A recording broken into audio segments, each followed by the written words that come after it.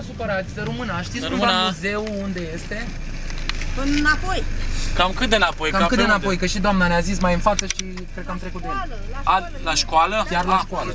Mulțumim, să rămână.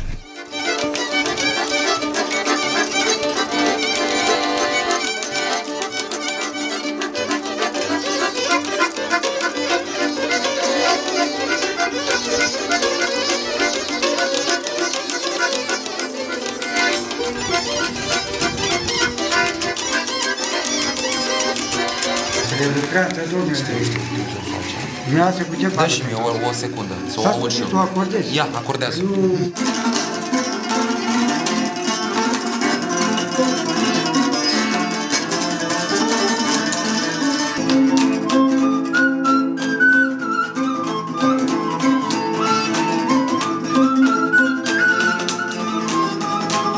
Da, tu eu aici. Ciobanii din Dobrotești. Nicalie, Dodârlă, pe poreclă.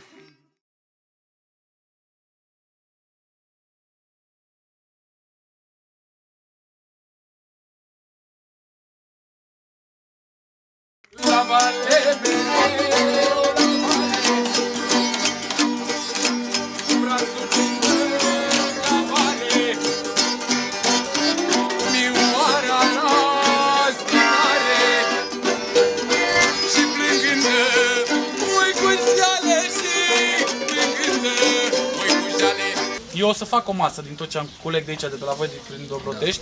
Și vreau să zic și mie așa, în general, cum e cu păstoritul la șes, că am înțeles că numai în zona voastră pe aici se mai practică.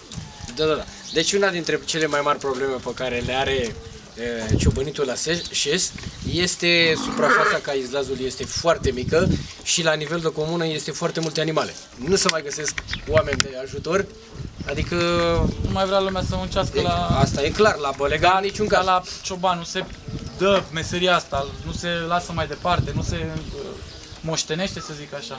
Deci eu am 44 de ani, sunt născut în 73, Mulțumesc. deci cred că după generația mea nu veți mai vedea așa ceva. Aoleu. Nu-i prea bine, nu-i prea bine cu asta, că... Păi dacă astea sunt timpurile, deci nimeni nu vrea să facă așa ceva. Toată lumea va sta pe internet. Deci eu am două fete, dacă ar fi să le scot aici, vă spun sigur că chiar dacă le dai orice bani, nu vrea să vadă așa ceva. A murit nana și-a murit tata și-a rămas grădina plină de legumea. Mai spune. A murit și apa care făcea groapa și-a rămas grădina plină de legumea. A murit și comrat care făcea ciorba și-a rămas grădina plină de legumea. Ardeiul și păstârnacul s-au uscat și l-a luat dracul. Ardeiul și păstârnacul s-au umflat și l-a luat. Spune-mi așa despre brânză, cum faceți voi brânză aici și din ce sezon până în ce sezon? Să încheagă laptele, lăsăm puțin să se răcească, să dă cheag. După aceea să taie așa, să pune într-un tulpan din ăla mare la scurs, după aia să punem telemea la presat. Îi mai desfacem o dată, o scoatem din clintă, o mai ridicăm așa ca să scurgă în mijloc. După aceea mărginile le băgăm în interior și iară să pune la presă. Când se stabilește că nu se mai curge zăr din ea, o luăm frumos și avem un șablon din ăla și o tăiem exact cum sunt pătratele astea, știți? Am înțeles. În cutii din alea frumos așa, cu formă, punem câte 6 bucăți, după aceea o lăsăm puțin, vreo o oră așa maxim, să intre puțin sarea în ea și să punem în ladă, în ladă cu frig. M-ați înțeles? Am înțeles. După aia, după ce stă ea așa vreo câteva ore, ca să nu stă pe perioada când e cald, știți, vorbind de frig. Că nu așa o punem la saramură în capsule din alea de 30 de kilograme cu Și saci. cam cât o să iei? Cât stă? Deci brânza, în general, așa, noi mergem o dată pe săptămână la vânzare cu ea, știți? Deci cam 6-7 zile stă la saramură. Saramură făcută din aia, cu cheag din ăsta care e în comerț, nu folosim din ăsta de la miei, cum se făcea înainte, Se știți? făcea odată, nu mai, gata, s-a Nu, pierdut asta. nu, pentru că lumea a avansat acum și se pare că miroase, știți, brânza. Adică Păi asta e naturalețe, asta e savoarea trebuie să fie, să miroase, cum zice lumea, că miroase carne de oaie. Păi trebuie să miroase a oaie, ca să știm că e oaie, nu? Sincer, dacă vă duceți la magazin și vă dă o bucată de brânză într-o hârtie, o luați? O singură strofă și refren, o altă ritornelă și a terminat. Fragment, nu cântăm până dimineața, că are...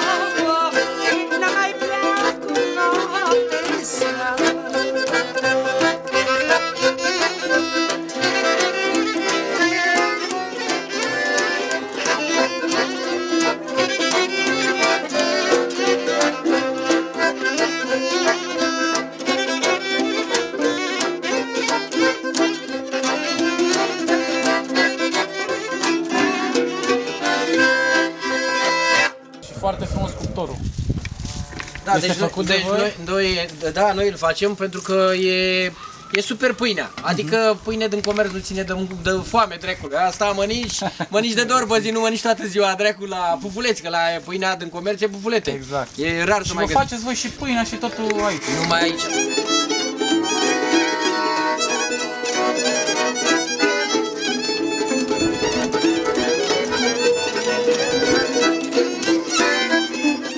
Și astă seară să taie oaia, să lasă la avânt 12 ore ca să răcească și ea puțin, după aia să scoate oasele de la ea, să pune pe masă în plan vertical puțin așa, să dă albă de sare, o zi să lasă de dimineață și până seara, după aia să scutură sarea și să dă o altă sare. Pentru că sunt porțiuni unde rămâne brează, așa, știți? Adică nu se face toată o uniformă neagră, ca pastrama normală, cum se lucrează la noi, se face neagră, așa, știți? Deci după 3 zile se scutură sarea după ea. Deci se scutură sarea după ea, se bagă într-un vas mare de apă, se spală și după aia se bagă vreo 3-4 ore la desărat.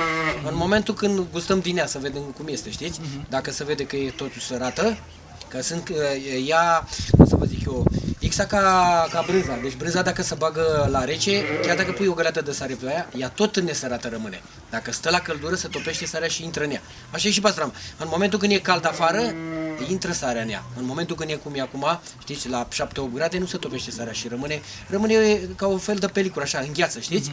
Deci atunci, ținând 2-3 zile, se bagă mai mult la de sărat. Se scurge o noapte întreagă și după aia merge la comercializat. Super bună.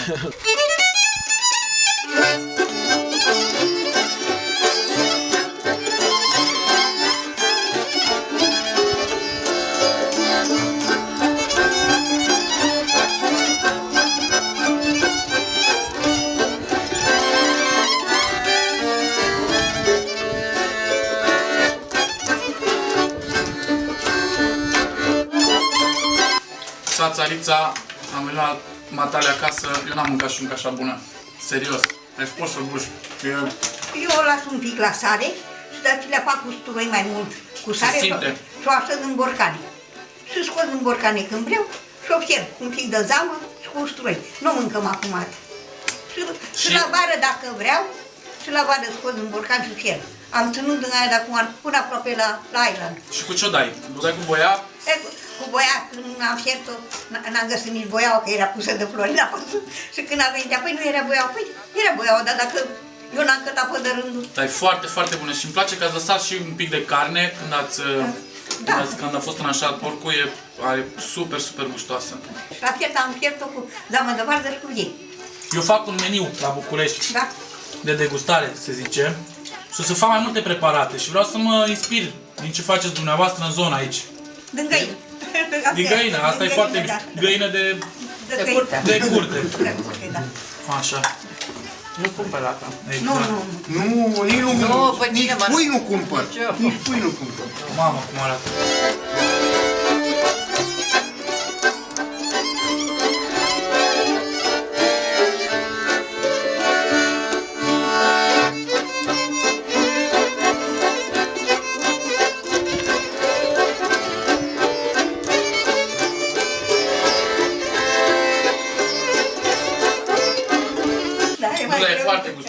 Simte că e este cu carne de pasăre de casă. Da, de casă. Trebuie să o fierbe un pic mai mult, dar e... Păi nu, oala care o deterăm, fiertul, dar a făcut-o zobând 9 ori. Nici nu zici că a fost de găină. Mamă, este super bună. Da. Chiar este super bună. Vă mulțumesc frumos. Să fii sănătoși, Doamne. Și ziceți, ce mai puneți în ea? Cum o faceți? Spălăm bucățile, le punem în oală și la urmă îi luăm spuma și îi punem ceapa, îi punem ardei, tot ce avem. Îi punem în ciorbite. Așa, după ce a fiert, și găina o fierbeți în aceeași oală cu legumele sau o fierbeți înainte separat? Da, da. Dacă e bătrână, o fierbem separat. Asta mă interesa, am înțeles. Asta a fiert-o separat, că a fost bătrână.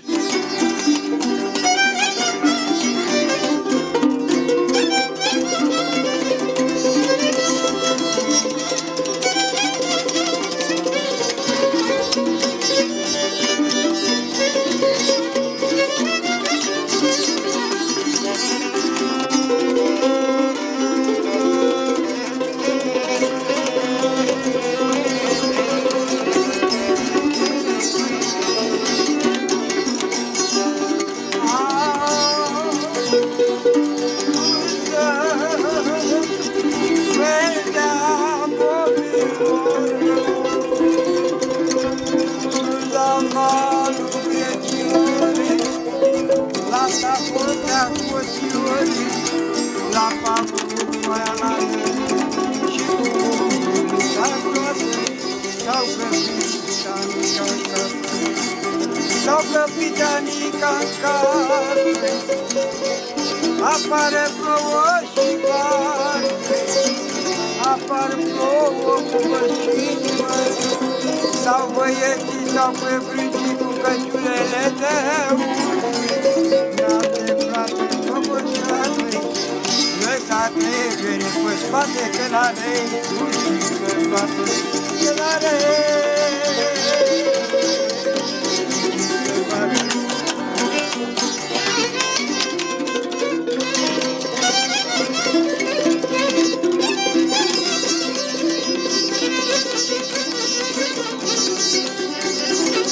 Deci carnea de porc, care cu mai multă grăsime. Am avut și puțin capră, deci capră, de capră. Deci și apoi ingredientele care se găsesc în abundență în grădină. Și mațul, văd că e mațul mai subțire. Da, deci așa a fost porc.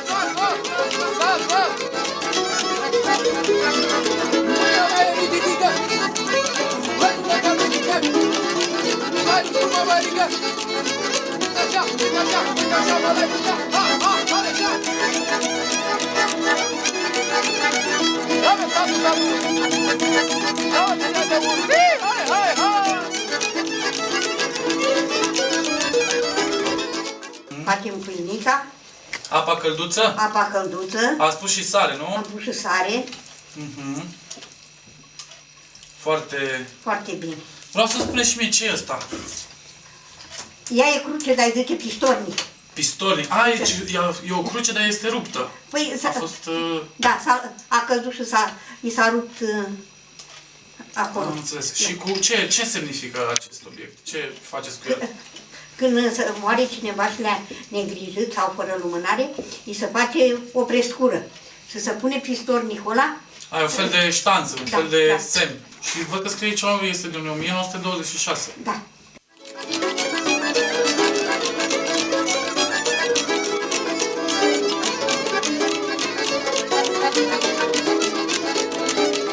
Deci ați făcut pâine pentru generații întregi. Da. Făceam la case. A făcea și pentru alții. Păi dacă aveam oameni, nu se găsa pâine. Mai ales că la o mormântare trebuia să coși colacii, să faci pâine pentru oamenii care erau la... Acum ne-a făcut brutării. Ne face și colacii, ne face toate astea. Da, dar am observat că aici, în zona noastră, încă se mai face pâine de casă. Adică și la ceilalți la care am fost în curte, am văzut cuptoarele afară. Da. Pregătite pentru pâine, pentru cozonaci. Pâine, da.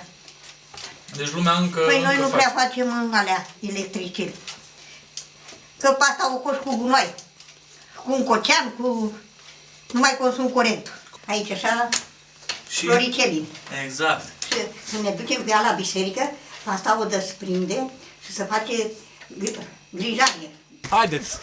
Bogdane! Păi, ruperea. Hai, tu trebuie să inaugurezi ruperea. Dă-ne și nouă câte o bucată la fiecare, bravo. Caldă, cu steaburi din coaptă. E bine. Bă, la prost. Hai, fiecare. Câte un pic. Vedeți ca din cola cu miresă. Ia-ți mireasă ziua bună, de la tată, de la muncă.